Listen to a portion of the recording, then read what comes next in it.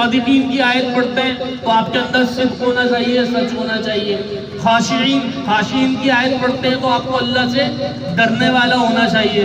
قانتین کی آیت پڑھتے ہیں تو آپ کو ادب والا ہونا چاہیے۔ آج معاشرے میں جس چیز کا سب سے زیادہ فقدان ہے وہ تلاوت کے اور قرآن پاک کے اسی باطنی ادب کا اور حق کا فقدان ہے۔ قرآن پاک کا یہی حق ادا نہیں کیا جا رہا۔ ایک تو سیکھا نہیں جا رہا، ٹھیک ہے، سیکھے بھی کیسے کہ جنہوں نے سکھانا ہے وہ اپنے مطلب کی باتیں بتا بدو کے آخر میں چندہ مانگ کے ختم کر دیتے ہیں کہ بھائی چندہ دے دو، ہو گیا کھانے، ٹھیک ہے۔ شروع پتہ نہیں کہاں سے ہوتی ہے لیکن ختم چندے پہ ہی ہوتی ہے، چندے کے بغیر گزارا نہیں۔ تو وہ ایک تو وہ کر نہیں رہے، کوئی خدا نہ خواستہ غلطی سے کر بھی رہا ہے تو لوگ سیکھ نہیں رہے، اس کے باوجود معاشرے میں بگاڑ آپ کے سامنے ہے۔ بچے گلیوں میں پھر رہے ہیں، گالیاں بکتے پھر رہے ہیں، بدتمیزی کرتے پھر رہے ہیں۔ ایک پرانی عادت ہوتی تھی کہ جہاں بڑے کو دیکھا وہاں سلام۔